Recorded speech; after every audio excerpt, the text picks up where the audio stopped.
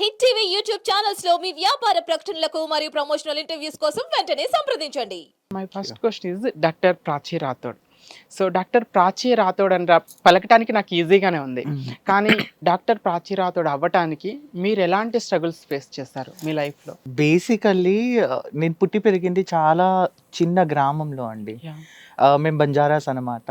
So ఆదిలాబాద్లో సాకిరా అనే గ్రామంలో పుట్టాను. ఫ్యామిలీ వచ్చేసి చాలా పెద్ద joint family, wear the majority of family is girls అనమాట. సో చిన్నప్పటి నుంచి వాళ్ళతో ఉండి అందరు అనుకుంటారు వాళ్ళతో ఉండి వాళ్ళలాగా తయారయ్యాము అని. కాదు, but your inner soul is like a female కాబట్టి వాళ్ళతో ఎక్కువ ఉండటం జరిగింది. సో ఆ క్రమంలో I was feeling at the age of 5-6 that I was feeling I'm not resembling my father. లేదంటే నేను మా ఫాదర్లా లేను, మా బాబాయ్లా లేను.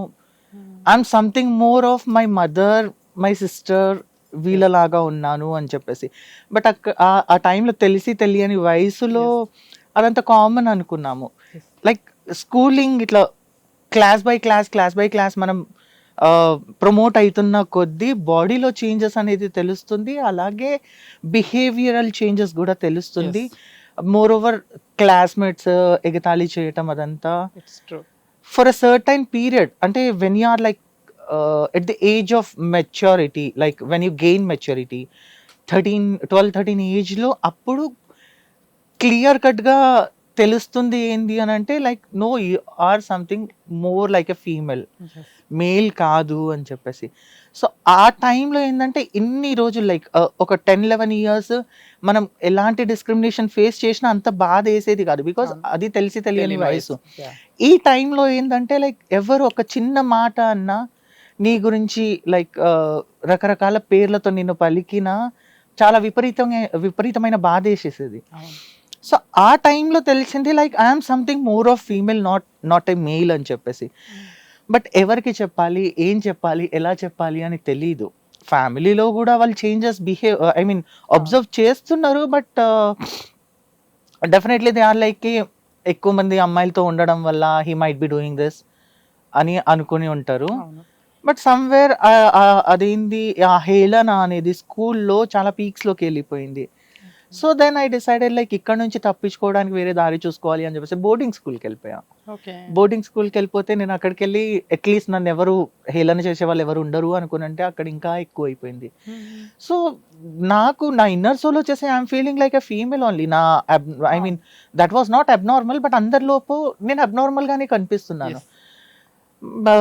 అది దిగమించుకోవడానికి లైక్ ఆ ఫ్రస్ట్రేషన్ కానీ, అంటే మనం ఎదురుగా ఏం చెప్పలేకపోతాము, కొట్టలేము, తిట్టలేము. ఎవరైనా మనల్ని రకరకాల మాటలతో మాట్లాడితే, రకరకాల పేర్లతో పిలిస్తే, సో ఆ టైంలో కేవలం బుక్స్ మాత్రమే పట్టుకునేదాన్ని. బికాస్ అట్లీస్ట్ ఆ హాస్టల్ టైంలో కింద మనం ఇలా ఇలా ఇలా లైక్ బెండ్ చేసి బుక్ని పట్టుకుని మనం ఏడుస్తున్నది కూడా ఎవరికి కనబడదు.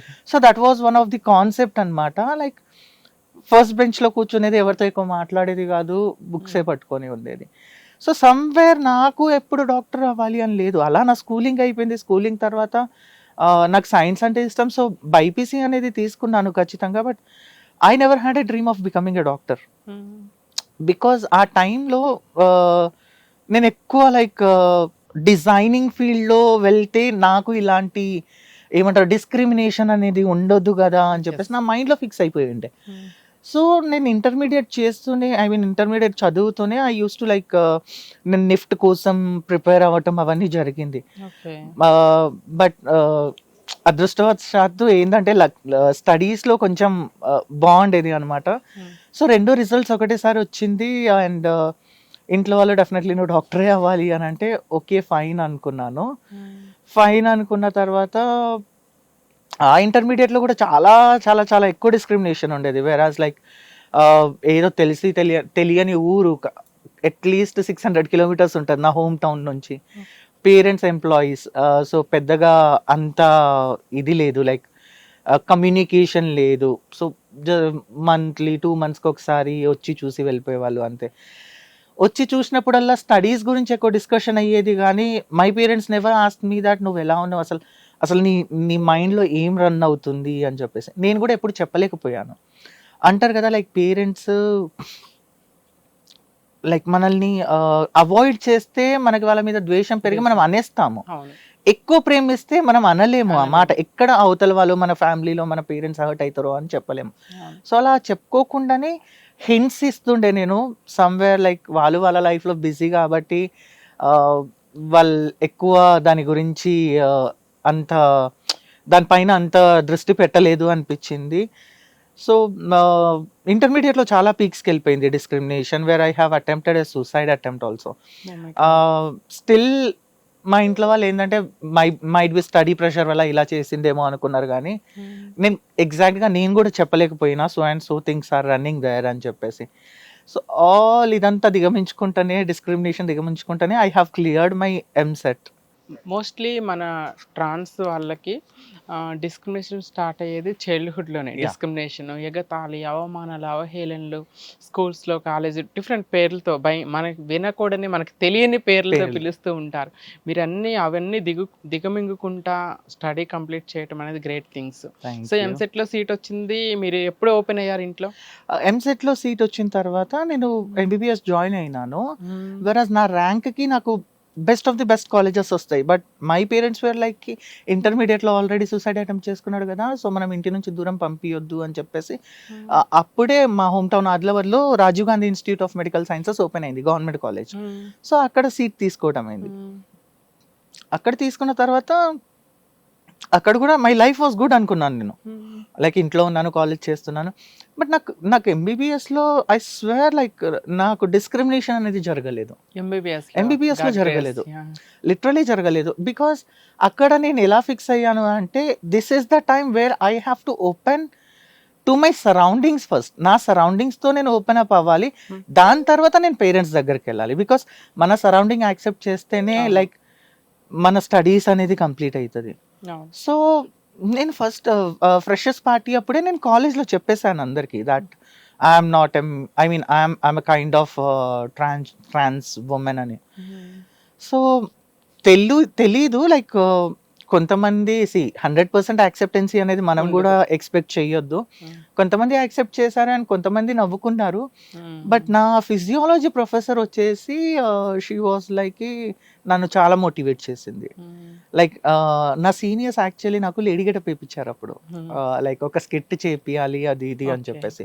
ఐ వాజ్ సూపర్ ఎక్సైటెడ్, ఎందుకంటే డెఫినెట్లీ మనకి అది లోపల నుంచి కదా, గెటింగ్ రెడీ, మంచి మంచి చీరలు కట్టుకోవడం అవన్నీ చాలా ఇష్టం కదా మనకి.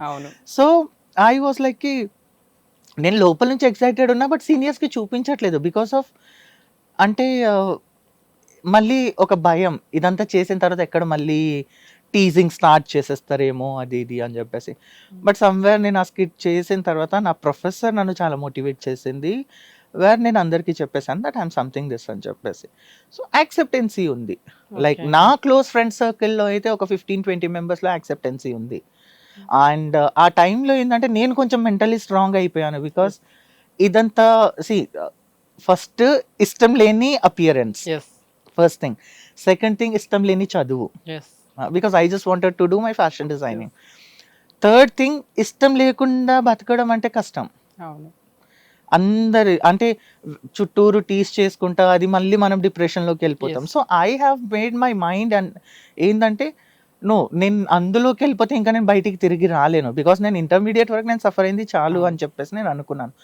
అక్కడ ఐ హ్యావ్ డిసైడెడ్ లైక్ నేను ఫస్ట్ నా ఐడెంటిటీ నేను చెప్పేస్తాను, వాళ్ళు యాక్సెప్ట్ చేస్తారా లేదా అనేది సెకండరీ.